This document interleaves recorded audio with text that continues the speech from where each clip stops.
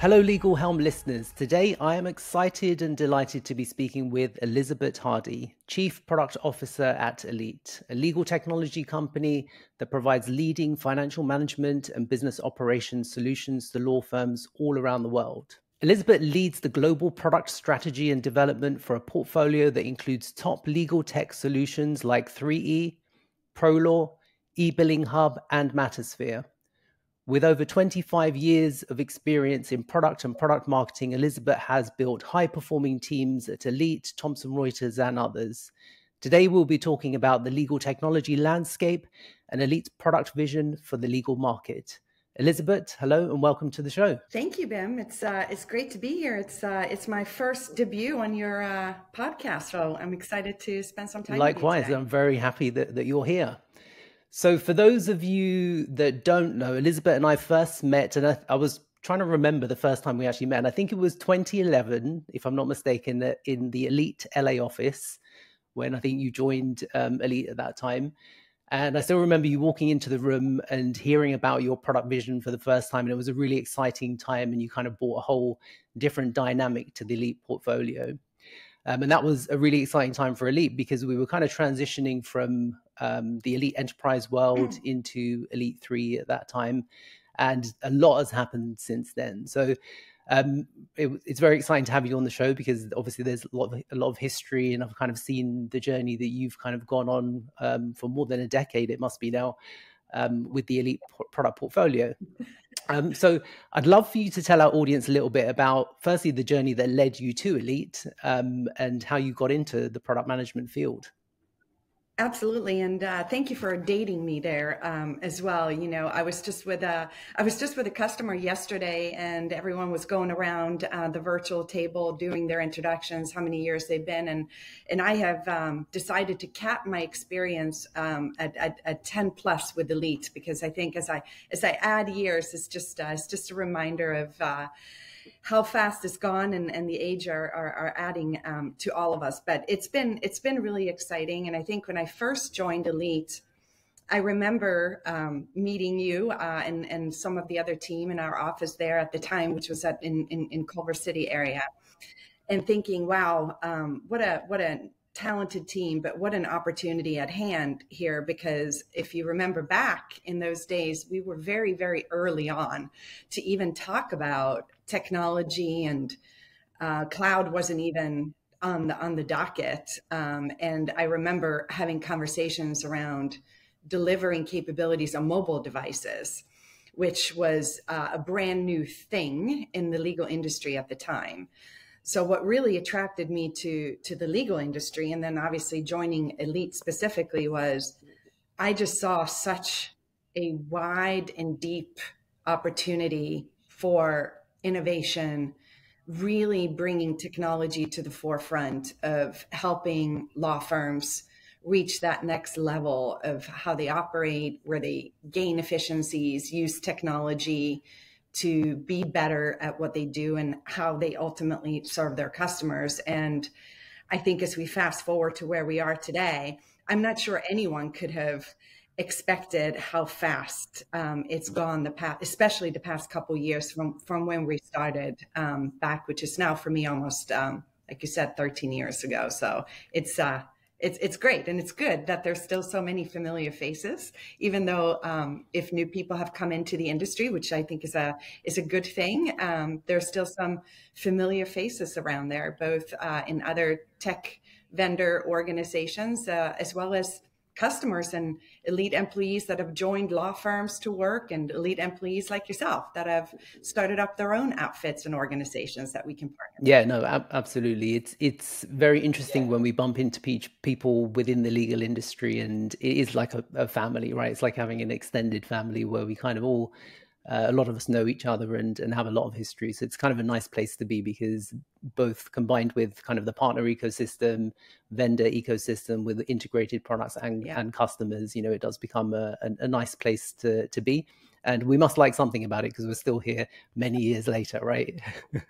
Yeah, I think that's right. And as you know, Bim, we've been on a journey with Elite as well over the past those past 13 years, where Elite, for the most part, in the beginning when I joined, even though it was part of Thomson Reuters, it was run fairly independently at that time. And it was an exciting part of our history because we were starting to build that comprehensive platform strategy, which we didn't have before. I think today we're living that platform strategy, which is very obviously rewarding and exciting to have been part of. And as we merged Elite more and more into Thomson Reuters, I think we got an opportunity to take advantage of what that had to offer with building integrations to products that we still have today that I think are important, like HiQ, for example.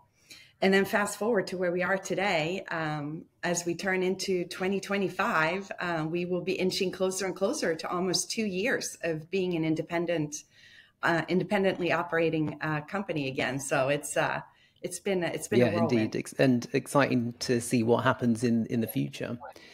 So since 3E launched, the legal technology landscape has changed pretty significantly, and I think you kind of alluded to this earlier, that the last year and last couple of years indeed have been very busy, and there's been a lot going on. What are some of the trends and innovations that you've observed in the market, and have any of those come as a surprise to you? Yeah, I mean, I think there are a lot of trends. I think both macro trends of sort of the pressure that law firms are feeling, that I think are not unlike any other industry, around profitability, gaining efficiencies, and I think the competition is at an all-time high for the legal industry, and having pressures from new legal vendors coming in, alternative legal vendors coming into the space has certainly changed that. When that happened a few years ago, we have law firms that are in some parts of the world public entities or owned by private equity, and that sort of changes the way that they have to operate and think about, I think in particular, profitability and margin pressures.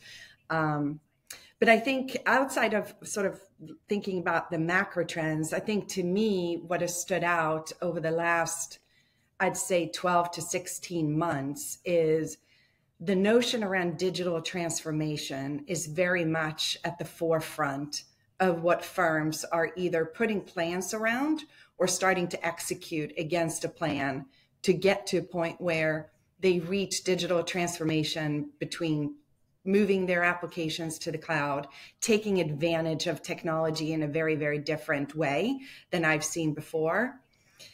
And as I think back to some things that have surprised me this year, and I was sort of thinking through what we might talk about this morning, I think to the ILTA conference that we were all at this year, and I think there was two things that stuck out to me that sort of surprised me. One being, over the past few years being at ILTA, the conversations have been around, I think, if we are moving to the cloud, which then moved to when we are moving to the cloud. But this year there was a very, very different conversation. And it was really, how fast can I migrate to the cloud? I have started with some of my applications, and my PMS, my financial system, is that last piece. And now it's about how fast can I actually get there so that I can start to take advantage of new technologies in ways that I can't today, simply from operating on-prem. So that surprised me, that we've gone from if to when to how fast. That sort of was the surprising part of, I think, the conversations that we had with so many technology providers and tech leaders out of the legal vertical at ILTA. And then I think the second piece, and we're a few minutes in now, so I think it's okay for me to mention this word, which has become, I think, the buzzword of 24, which is AI.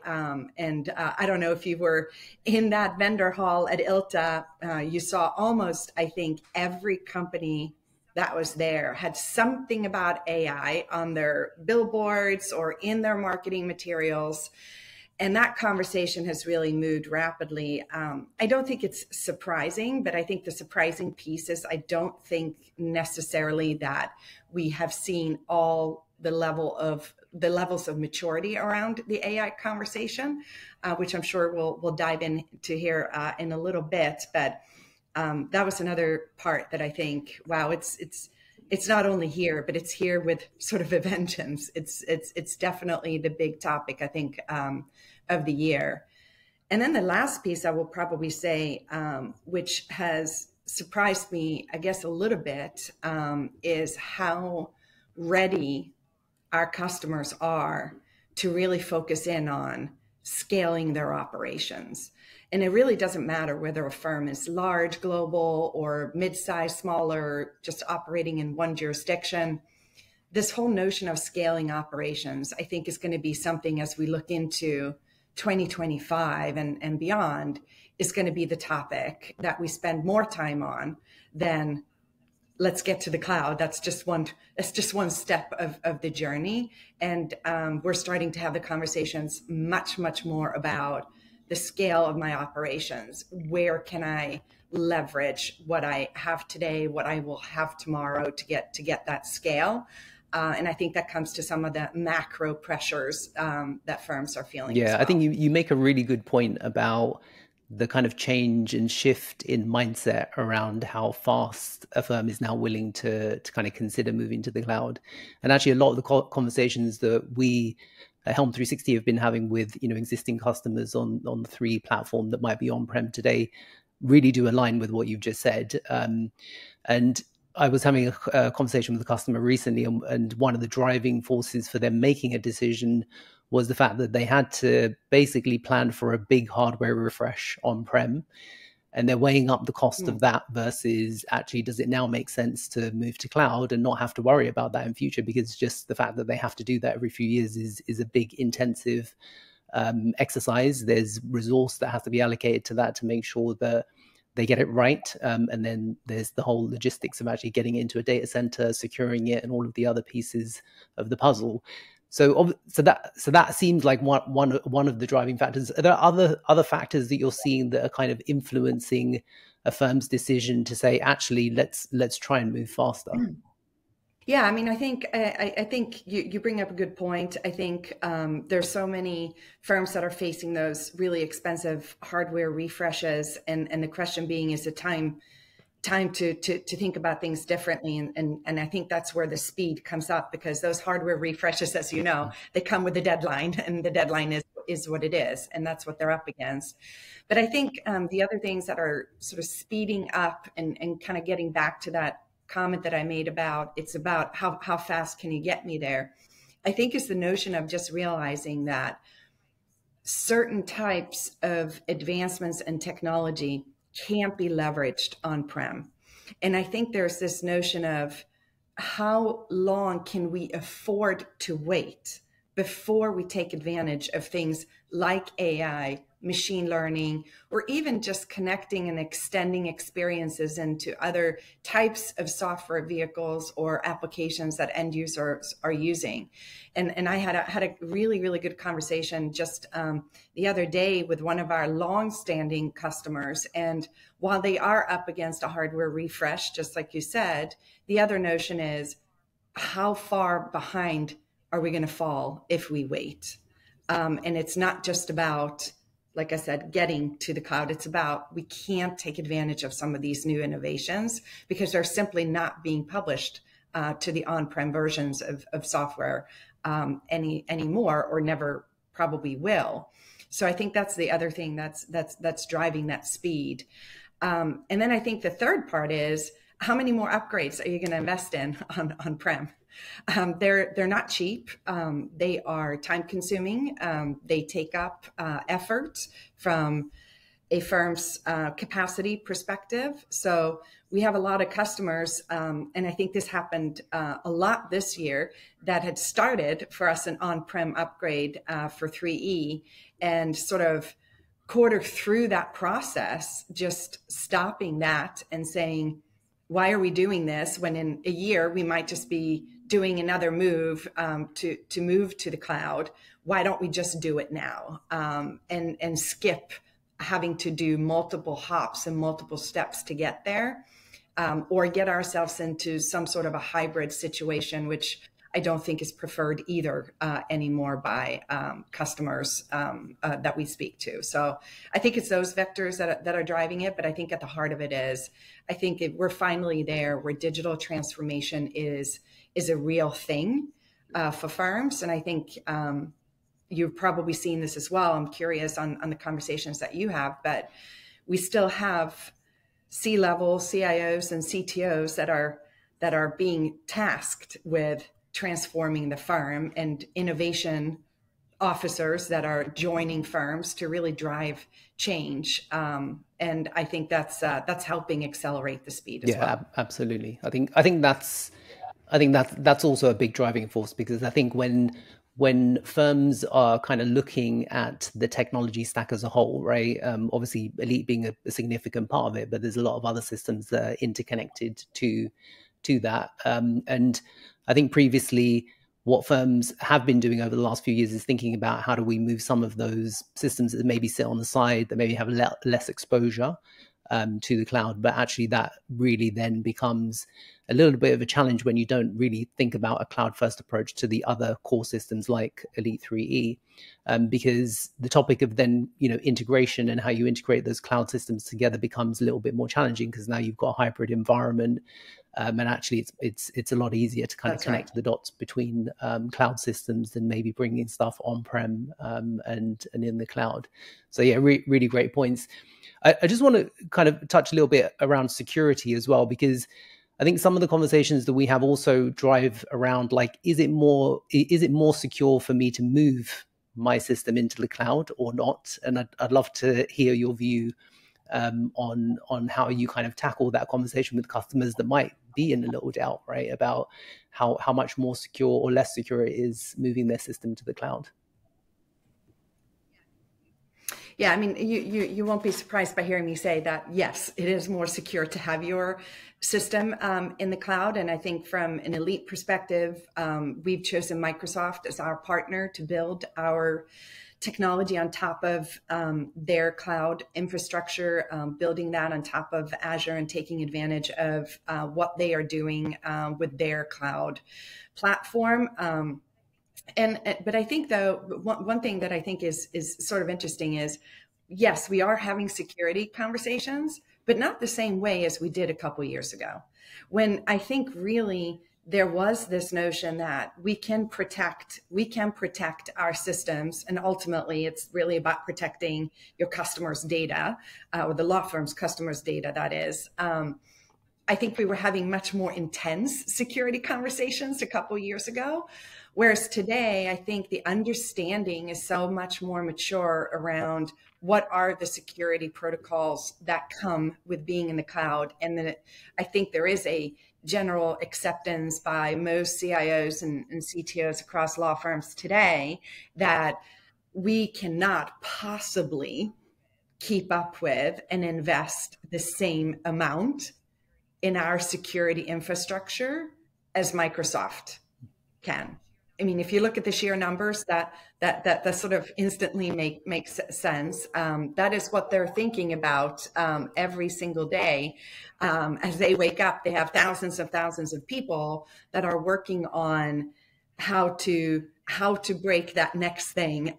They have a lot of blue team, red team. They're constantly thinking about intrusion and what could be the next potential security breach issue that they need to address way before it happens, right? So I think we're there in a very much more of a mature security conversation today than maybe a few years ago, when I think there were a lot more issues around, or questions around it, that I think primarily when we speak to our customers, we're driven by their clients saying, we have certain restrictions and requirements before we want you to put our data into the cloud.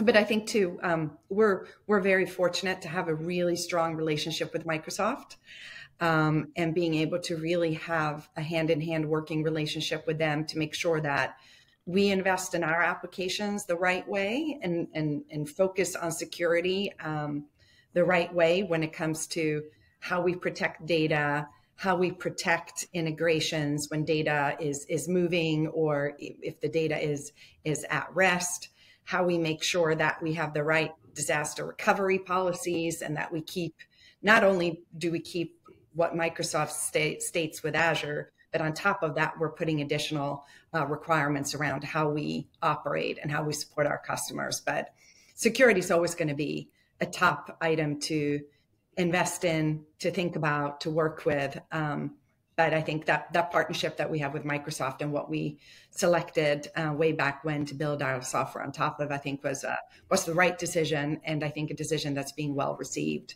by our customers. Yeah, no, agree. I was talking to a customer recently about security, and one of the things I asked them to do was go to the Microsoft website and go and have a look at the compliance page for Azure. And you can, I mean, it's mind blowing as to how many certifications they have for the platform, but it kind of gives you that comfort level that actually the processes are very, very well thought out in terms of making sure that they're adhering to, not just their own standards, but, well recognized standards like SOC 2, like GDPR compliance. Like they've really thought about it and invested a lot of time and energy in making sure that the certifications are there. So I think that that makes a lot of sense to firms who are concerned about security. So great to hear that. Yeah. And I think that this is an important point, especially as I think firms, like you said and you alluded to, that there's a variety of applications and a variety of things that firms are doing on-prem today. Some done with all the right intentions in mind, but maybe not executed in the best way possible to keep those touch points and those integrations secure, making sure that it's not just the data in your FMS that needs to be secure. It's all the gateways in and out that need to be secure as well, which is why I think when firms think about what do I want to keep in my tech stack as I move to the cloud is another really important part of the process, because we have lived in an on-prem world for so long where firms have allowed, for whatever reason, different practice areas to make their own selections of their own little tools, their own little applications that they're using to run their book of business.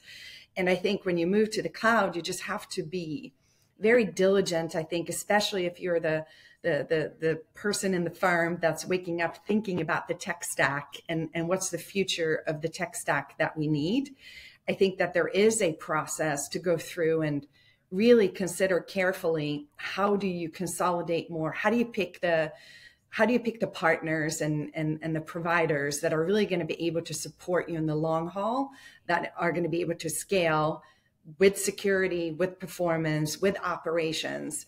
And I think we're going to see a shift in some of that as well as we move forward, because it's not realistic to move every single small application that may or may not comply with certain types of security and cloud requirements in your digital transformation when you do that. So that's another thing that I think, really putting that security lens on it, really thinking about what makes sense and what's going to scale for me in the future. Yeah, absolutely. So if I'm a firm that's on-prem at the moment, I have 3E on-prem and I'm thinking about moving to cloud, how easy is that transition for a firm, considering that they may have done some customization to the product over the years, like some of them may have been on the platform for a number of years? How easy is that transition? Yeah, I mean, I think it is a process that each firm and each organization has to go through. And it starts with preparedness. So we work with, and we're grateful to have our partnership with Helm 360 to do this, as well as you being one of our premier delivery partners, where I think it's about preparedness and having a good amount of processes that you can go through to really evaluate what have we done in the past, because as we all know, some of these systems have been implemented for a long time. People have come and gone, so it's very hard to know is this a customization? Is this a standard functionality? What did we do here? Some of it is maybe documented, some of it maybe not. Some of it the firm did themselves. Some may have been done by a third party. Some may have been done by Elite in the past. So I think we have a very, very well thought through process that we take customers through, where we start with that assessment of what does your environment look like? We have a lot of tools that we run through to really assess the environment and what may have been done. And then in those assessment reports that we deliver and that we walk our clients through, we talk through and we highlight the things that are perfectly fine, may have been a customizations that they've done that's perfectly fine to have in the cloud. And then there are those things that they may have done where they haven't done an upgrade in 3 to 5 years and they did a customization, but now we have standard functionality. So why carry that with you when you go into the cloud? Let's replace that with standard capabilities and standard functions. And then there are those sort of sins of the past that have been done where you may not have followed full protocol in how you did a customization. So that has to be reconsidered because we have a responsibility as a law firm's partner when we take responsibility for your system that it is going to be performant, that it's going to scale, that it's going to be secure. So we take that obviously very, very seriously. And then I think the largest area that we walk our customers through is what types of integrations have you done? Because on-prem, most of them were probably system to system or database to database directly, and a ton of SQL scripts probably running, touching your operational system, your production system, which whether you're on-prem or in the cloud, it's just not a good habit anyways. So we spend a lot of time talking to our customers about how to replace those with API integrations and out-of-the-box configurable integrations that we've already built to speed up the process for our customers. So that's how we start. And then as we go through it, it can be a very quick process, quite frankly, to go from on-prem to the cloud. I mean, we're doing these now in as little as 6 months. It can be less than that. It depends on each client and each firm's setup, which can be varied from firm to firm. But it's not a very onerous process, quite frankly. I think it's just about preparedness and making sure that we're all on the same page as we start the journey. Great. And can we dive a little bit deeper into extendability? So you kind of touched on APIs. So I'm interested to hear what the vision is for the future in terms of developing those out further, allowing further integrations with for firms to be able to do more with the platform. But also just kind of touching on what you said earlier around there are things that you just can't do in the same way that you can do on-prem versus cloud, right? So looking at your data, SQL data might be a good example of that. I'm very keen to kind of learn a little bit more about the integration strategy and how you're leveraging solutions like Power Platform and Power Platform functionality to enable customers to still have really the power to be able to do things that maybe they think that they can't in cloud. Hey John, how do I find out what we've invoiced my client? How can I view my outstanding WIP? How do I submit my expenses again? Do we have next Monday off? Monday off? It's exciting to have fresh faces at your law firm, but onboarding them takes a lot of time and a lot of energy when everyone is remote. You're busy enough as it is. Helm 360 has the solution. Just ask Termi, Helm 360's next level chatbot solution for knowledge management.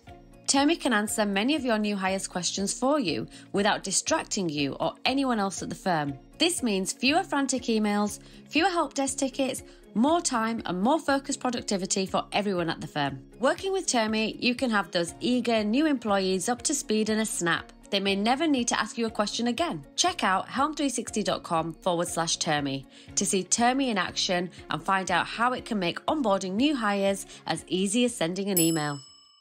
Yeah, and it's a very timely conversation and question, actually, because as we look back on what we have done and what we have invested in, I think we did what had to be done, which was building APIs around our platform, which we did not have some years ago. So we started that several years And we now have a rich library of APIs that allow you to both read and write and get data out of the system, which is probably one of the most common questions we get. Well, how can I get data streaming out of your platform into some other place that I have, maybe a data warehouse or a data lake, or some other third party that you want to get data from your cloud application or your cloud platform into.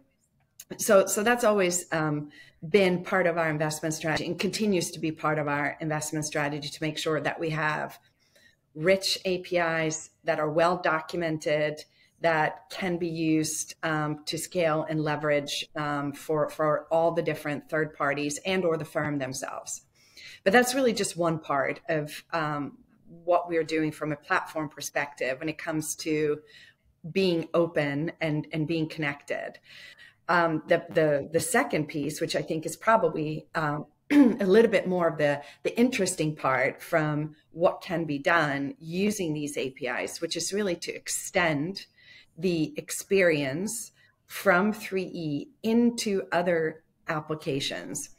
So what we've done is we have leveraged the Microsoft Power Platform quite heavily to allow our customers to use our APIs to extend into the Microsoft Power Platform to either build workflows using low code, no code, which is very easy to do. Doesn't require you to be an engineer or developer. And most importantly, doesn't require you to have deep knowledge necessarily of the 3E database structure, which I think is another bonus about using and leveraging APIs to extend the experience, especially taking advantage of what you can do in Power Platform. We've also built a connector to the Power Platform itself that really speeds up that process and gives customers a starting point of what they can do. And I think the benefits here that we're seeing is, and I think this is where we will end up in the very near future, is it's not about what capabilities you can access by logging in all the time to an application like 3E, but what capabilities do you want to place in front of customers, in front of end users in a setting where they already exist today. So if we think of Microsoft Teams, we think of different collaboration tools that are now fairly widely used by all of our customers. There's no reason why a fee earner has to log in to our financial system in order to get an update or report or get a question answered of what are all my outstanding time cards that I haven't completed yet? What are my billable hours for this particular client of mine? You should be able to just pop those questions very easily into a Teams chat and be able to get that delivered right inside of the Teams collaboration tool. So I think when we think about extensibility, it's about being able to take advantage of the rich data that sits in a product like 3E, the rich capabilities and actions that you can take inside of workflows wherever you happen to be to do your job. And I think that becomes increasingly important as we think of efficiency for lawyers. Because at the end of the day, there isn't a single firm who wants lawyers to do and spend more time on administrative tasks. That's not really what's bringing in the money to the firm or creating value for the firm. So the more that we can do to use extensibility to really serve up those capabilities and or insight into all that rich data in an easy, understandable way, wherever you are operating, I think that's the exciting point about where we are with our platform. And that's some of the things that we're working with closely with our customers today is to get those capabilities right delivered into their hands. Fantastic. No, that's good to hear. And how does that play out into the future of 3E from a platform perspective? So what kind of things can we expect to see from Elite in 2025 that's getting you excited in terms of product enhancements and features that you might be able to disclose today? if I can put you on the spot. Yes.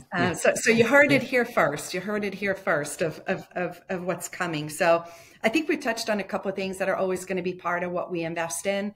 It's going to be security, getting migrations to be fast and smooth and as least cumbersome as possible for the firm, so that we can get them to that destination quickly, which then turns into the exciting parts of what we are doing next that firms can take advantage of. And I'm very excited as we turn the corner into 2025 and we look at what we can do to automate manual tasks and error-prone tasks or jobs, quite frankly, that are just too big for any humans to do in a period of time that's acceptable to complete those jobs.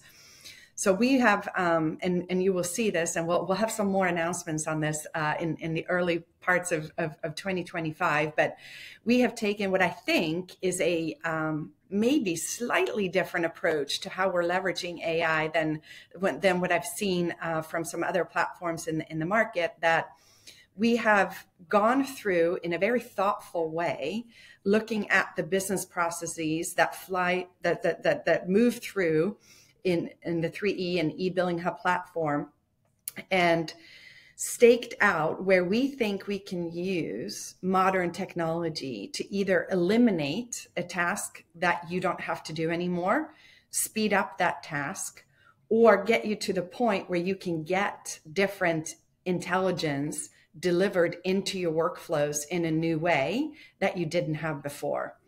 So I think what you're going to see from us is a very rapid pace of innovation as we move into 2025.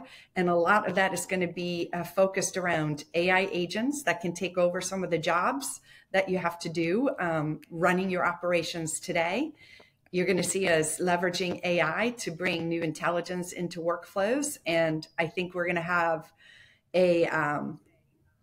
dare I say, it's going to be very exciting. I'm trying not to get out too ahead of our announcements here. My marketing team won't be very excited if I do. But for those of you who are listening, I would say tune in to us in January timeframe, and you will hear about some of the new, I think, capabilities that we have leveraging AI that I think is going to really help enhance the entire work to cash workflow that we think is sort of ripe for disruption when it comes to leveraging innovative technology.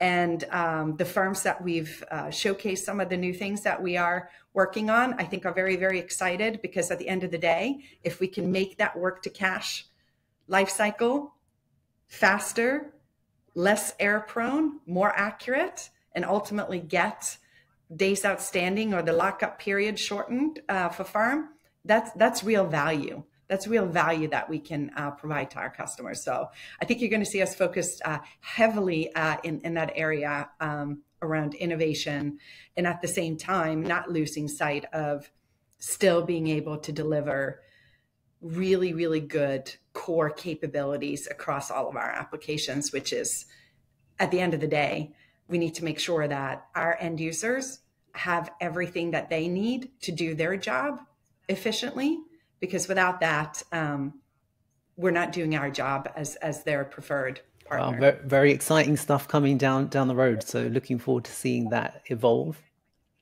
Yeah, maybe I just need to book myself in for another podcast, probably here at the end of January, which is coming at us very, very fast. No, I look forward to that, and I think we definitely need to get an update from you at that point. So, you kind of mentioned the Premier Delivery partnership, and as we think about all of these customers that you are in the process of moving from on-prem to cloud, and all of the new logos that you're signing to come onto the platform from other systems and legacy systems outside of the Elite portfolio.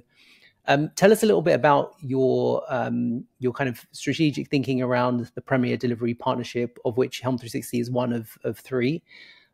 What's the thinking there, and how is that helping the vision of getting your products out to market in the quickest and most efficient way? Yeah, I mean, first off, we think that having premier delivery partners is essential to not only how we as Elite scale, but I think it's essential to giving our customers a choice of who they want to work with. You mentioned, and we talked about this in the way at the beginning of the podcast, that there are a lot of pre-existing relationships in our market, and firms have preferred partners that they want to work with in projects, whether that is an upgrade project, that is a business transformation project, that is a migration to the cloud project. So for us, giving that choice to our customers was a really, really important part of putting together a strategy around having premier delivery partners and giving our customers those options. But it's also important in another way.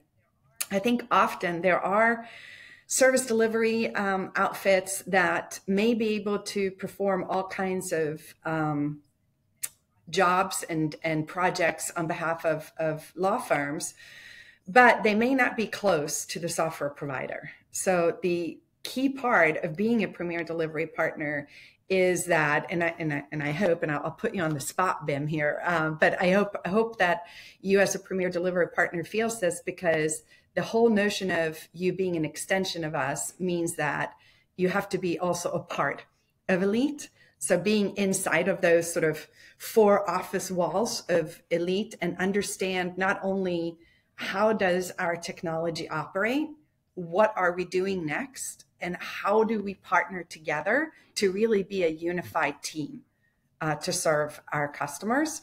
I think that's the other really important part of us having premier delivery partners, is that we can bring them in a lot closer to what it is that we are doing. And I think that's helpful for our customers, but it's also selfishly very helpful to us, because we get a lot of really great feedback.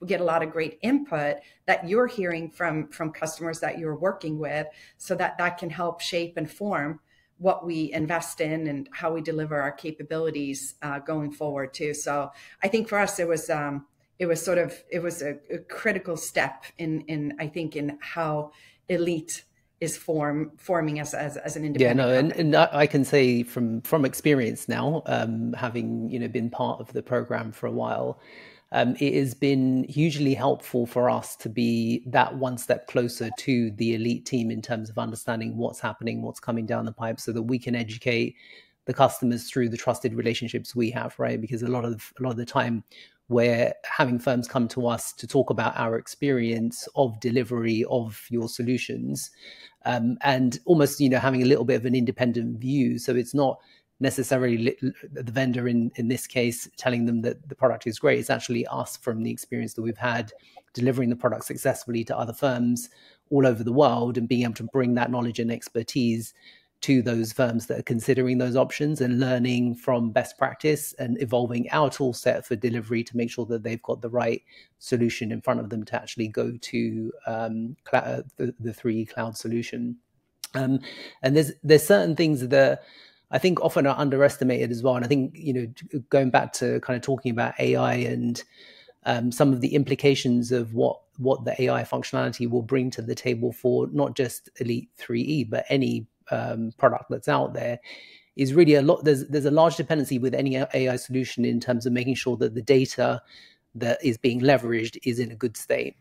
And actually, a lot of the stuff that we're able to do for customers is have those kind of thinking sessions and discovery sessions to understand what does the data look like today, and leverage some of the tooling that we can bring to the table and expertise around data cleansing and making sure that your data is in a good state. So when you get to that destination of being in the cloud, you're in a really good space, because you can actually leverage it to your advantage and, take advantage of all that great technology and tooling that you're going to bring to the table from a product perspective, because you've got reliable data to be able to point at and learn from, to be able to enable some of the insights and other actions that might be possible in the future. So, I think there's a lot of benefit for customers having that choice, and us being able to bring different aspects of expertise to make that that implementation smoother and as fast as possible for a firm.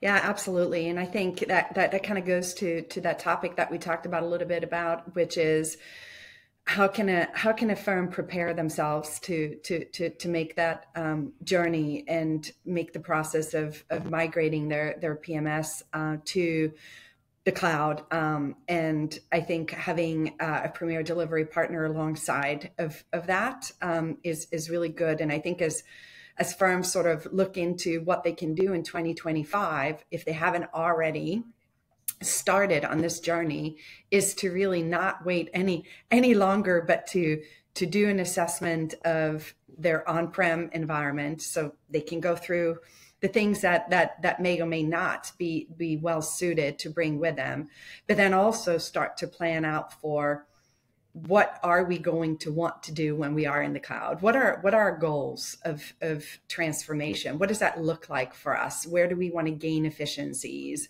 Where do we want to operate differently? Where do we now have an opportunity to do that? So I think firms that haven't yet started this process, I think that's something really, really good to try and do as you look into ending the year and into 2025. And I think Helm 360 and our other premier delivery partners, I think, have been great in helping firms just do that. Yep, no, absolutely. Now, we've spent a lot of time talking about Elite 3E, which is great, and the journey to cloud. But it would be great to just touch a little bit on eBilling Hub, which is obviously a cloud solution that's been in cloud for a very long time, actually. So tell us what's happening in the world of eBilling Hub, and what can we expect for the future of eBilling Hub for firms?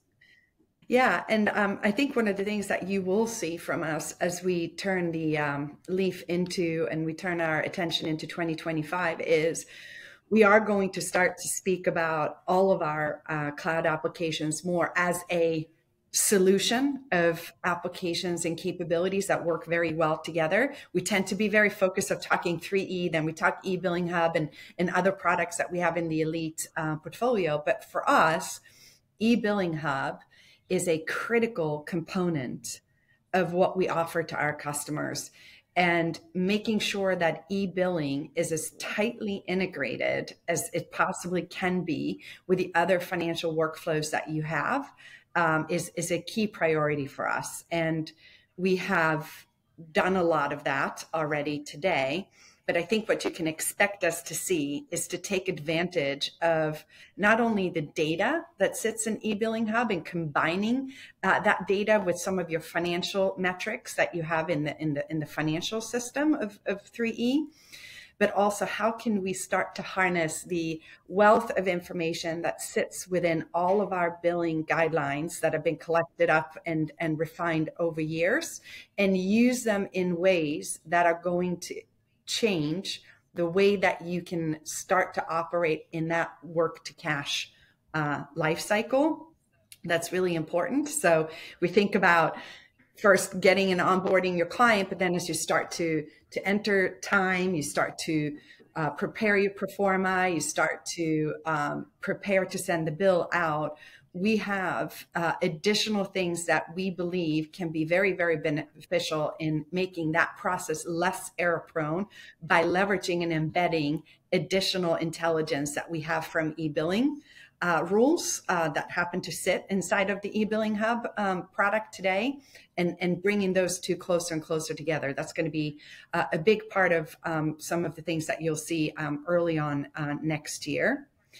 The other part that you can continue to see from EBH and 3E alike is our investment around how do we make sure that we have integrations with all the different applications that are needed. And that becomes especially important for eBilling, because you have a world of tons of different spend management systems and billing vendors. So keeping those integrations not only up to speed as they change, but also making them as effective as possible and as painless for our clients as possible.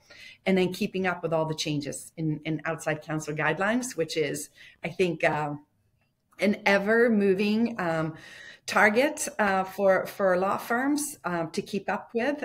So we have some investments around that we're making as well and focusing on with eBilling. But I think overall, it is a combined solution of 3D and eBilling Hub working really, really well together. So like to think about this as better together, certainly, and giving and taking advantage of how we bring those capabilities very, very close that's really together. exciting to hear. I'm sure that there will be many clients that will be happy to hear the fact that, you know, they become closer together, because it's a great solution. Good stuff. And if we could just touch on the ProLaw customer base, obviously you have quite a large number of customers running the ProLaw platform.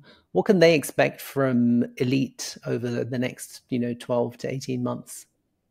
Yeah, so ProLaw is an important platform and an important solution for Elite, and we're proud to have it be part of our product portfolio. Like you mentioned, we have a lot of firms that use it. It's a very feature-rich and mature application. So we continue to invest with our customers' voice being heard in what we invest in for our ProLaw releases, which tend to be mainly focused around, at this point, smaller enhancements, but also making sure that we keep the application secure, that we keep supporting any additional new integrations that might be needed for third parties. As you know, ProLaw and eBilling Hub also work together. So that's another part that customers can take advantage of. So it's an important part of what we offer today. And we're still very dedicated to our ProLaw customer base and really partnering with the user groups across the US and Canada to really make sure that we invest in the things that are top of mind for them and the enhancements that's great to hear. Excellent.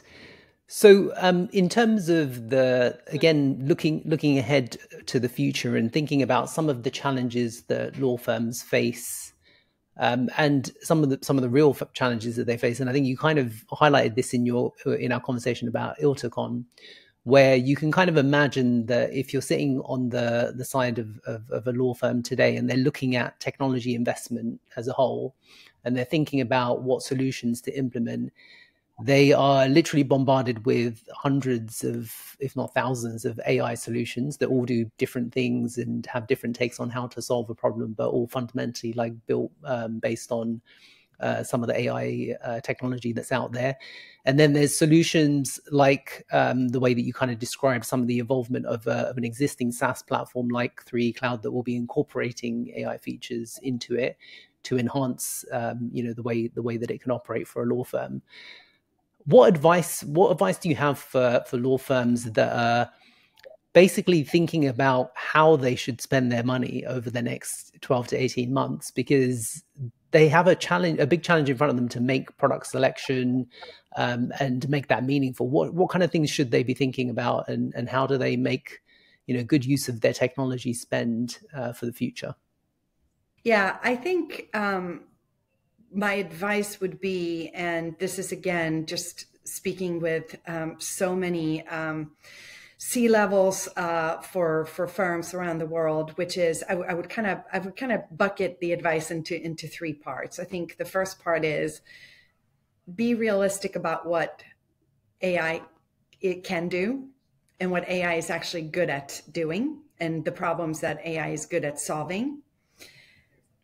I think there's a lot of buzzy things that tech companies can and will do. And you hear a lot about different chatbots and sort of agents sitting on the side as a helper, perhaps, of what that can do for you. Is that really driving real change, or is it just a cool thing to have? So I would say be realistic about what the technology is good at doing, and is the technology being pointed at, which would be my second piece, solving real problems. I think often we sort of get carried away with the thing that looks really shiny and fun for the time, but is it really solving a problem that's real for your end users or for your firm today? And then I think security is going to continue to be something else of how AI is leveraged. Is the data being treated securely?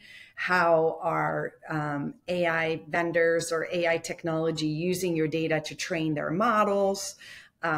Is AI being used in a sound and ethical way? Are there a lot of hallucinations around what AI is delivering back to you? So I think that's going to be the sort of the third bucket that I think is going to stem itself from security around your data, making sure that you understand how that's being used and leveraged, and where does that data get transported to in order to go through an AI model. So I think that's the third thing. So, but I think for me at least, it comes down to using AI to solve real problems, and looking at AI from the perspective of we think that it provides the best value when it is embedded into your workflows, embedded into your day-to-day work to really help you do your job faster, or eliminate a laborious task, and or bring intelligence in a way to you that you couldn't have had with just going to run a report separately. So our approach is just that. We want to be very thoughtful about it. We want to solve real problems. And we tend to look at those real problems as manifesting themselves inside of business workflows that exist today, inside of your firm operations. Fantastic advice. Thank you for sharing that, and thank you for the answers to the other questions, because I think we've learned a lot about what's going to be happening in the future from you, and really appreciate that. So I just want to move to a few wrap-up questions I ask all of my guests. The first of which is, if you could borrow Doctor Who's time machine and go back to yourself at 18 years old, what advice would you give yourself?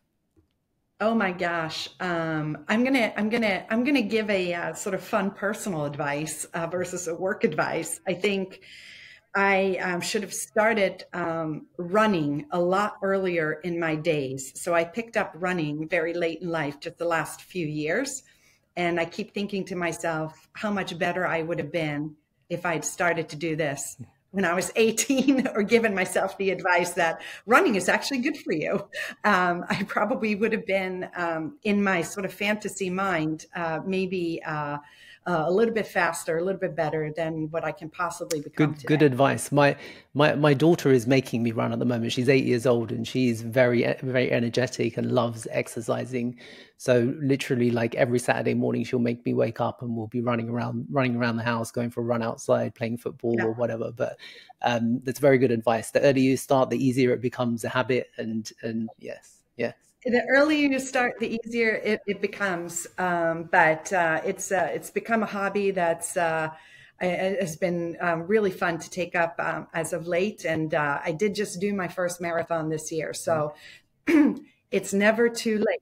It's never too late to do it. And it's not about, I tell myself, it's not about the time you finish it in.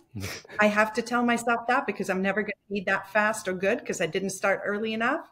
It's just about finishing the race. And I think that can teach you a lot of things about life in general. It's, if you set your mind to something, you stick with the program, you're probably going to be able to accomplish those goals. It may not turn out exactly the way you had envisioned it, but you'll cross that finish that's line. Absolutely excellent advice, and congratulations on finishing your first marathon. That's a great achievement. Notice how I did not mention my finish time. So we'll save that for the next one, and then you can build you can improve your time by that time. Yes. Yeah. Thank you. And next question is around if you could travel anywhere in the world again. So your favorite travel destination in the world that you've been to. Wow. I have never been to Latin America. So I think that would be really fun to do. I've also never been to South Africa. That would be a really fun destination. So I tend to spend most of my time going back to my home country. So that takes up a lot of travel time for me, unfortunately. So I think I need to start to sort of widen out my travels. But I think I have a lot of corners of the world that I just haven't seen. So that would be on the bucket list to do something like that. And any closing thoughts or advice that might benefit the legal professionals in our audience today? Yeah, I mean, I think to close things out, change is happening very, very fast in our industry. It's an extremely exciting time to be in legal tech, period. And we are very proud to have customers like we do that partner with us to help transform their operations, and have that trusted partnership with our customers is really, really important to us and with the larger legal tech ecosystem, and being an integrated part of that, which is always part of our vision and strategy to be an open platform. And as I think about what we are focused on moving forward, we are really laser focused on giving our customers the tools and capabilities to help them be more efficient and more effective in everything that they do with their business operations. We truly want to be, and believe we are, the trusted experts in delivering digital financial management and business operation solutions to the legal space and the legal vertical. And we want to help our customers innovate and meet them where they are on their journey to the cloud, or their journey in digital transformation, which really comes down to a trusted partnership. So as we look forward, we continue to serve our customers proudly, and being very humbled by the trust that we have from our customer community. Thank you very much, Elisabet. It's been a pleasure having you on the show today.